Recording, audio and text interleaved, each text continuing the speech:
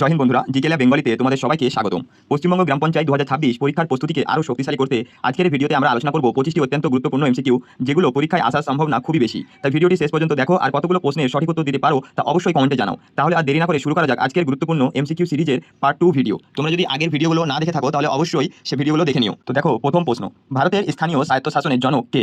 Option A lord Mayo, option B lord Ripon, option C lord Curzon, option D lord Canning. তো এই প্রশ্নের সঠিক উত্তরটি হয়ে যাবে অপশন বি লর্ড রিপন। 2 নম্বর প্রশ্ন দেখো, গ্রাম পঞ্চায়েত গঠনের নির্দেশ সংবিধানের কোন ধারায় আছে?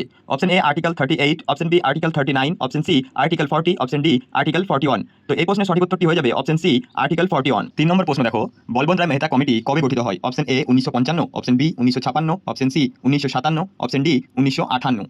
তো এই প্রশ্নের সঠিক উত্তরটি হয়ে যাবে অপশন সি 1957 সালে। 4 নম্বর প্রশ্ন, বলবন্ত রায় মেহতা কমিটি কটি স্তরের পঞ্চায়েত গঠনের কথা বলে? অপশন এ 1 স্তরীয়, অপশন বি 2 স্তরীয়, অপশন সি 3 স্তরীয়, অপশন ডি 4 স্তরীয়। তো এই প্রশ্নের সঠিক উত্তরটি হয়ে যাবে অপশন সি 3 স্তরীয়। 5 নম্বর প্রশ্ন, অশোক মেহতা কমিটি কবে গঠিত হয়? অপশন এ 1975 সালে, অপশন বি 1976 সালে, অপশন সি 1977 সালে, অপশন ডি 1978 সালে। তো এই প্রশ্নের সঠিক উত্তরটি হয়ে যাবে অপশন সি 1977 সালে অশোক মেহতা কমিটি গঠিত হয়েছিল। 6 নম্বর প্রশ্ন, অশোক মেহতা কমিটি কটি স্তরের সুপারিশ করেছিল? অপশন এ 1 স্তরের, অপশন বি 2 স্তরের, অপশন সি 3 স্তরের, অপশন ডি 4 স্তরের। তো এই প্রশ্নের সঠিক উত্তরটি হয়ে যাবে অপশন বি 2 স্তরের। 7 নম্বর প্রশ্ন, ভারতের প্রথম গ্রাম পঞ্চায়েত কোথায় গঠিত হয়? Option A Rajasthan, option B Andhra Pradesh, option C Gujarat, option D Paschimbanga.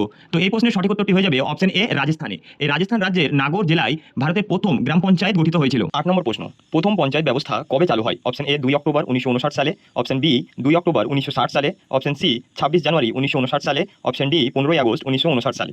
তো এই প্রশ্নের সঠিক উত্তরটি হয়ে যাবে 2 অক্টোবর 1959 সালে, অপশন এ। 9 নম্বর প্রশ্ন, 73তম সংবিধান সংশোধনী আইন কবে পাস হয়? অপশন এ 1991 সালে, অপশন বি 1992 সালে, অপশন সি 1993 সালে, অপশন ডি 1994 সালে। তো এই প্রশ্নের সঠিক উত্তরটি হয়ে যাবে অপশন বি 1992 সালে এই 73তম সংবিধান সংশোধনী আইনটি পাস হয়েছিল। 10 নম্বর প্রশ্ন, 73তম সংশোধনী কবে থেকে দেশ জুড়ে কার্যকর হয়? অপশন এ 24 এপ্রিল 1993 সালে, অপশন বি 24 এপ্রিল 1992 সালে, অপশন সি 1 জুন 1993 সালে, অপশন ডি 1 জুলাই 1993 সালে। তো এই প্রশ্নের সঠিক উত্তরটি হয়ে যাবে অপশন এ 24 এপ্রিল 1993 সালে। আর বন্ধুরা, এটা মনে রাখবে যে 24 এপ্রিল আমাদের ভারতে পঞ্চায়েতি রাজ দিবস হিসেবে পালন করা হয় এই 24 এপ্রিল দিনটিকে।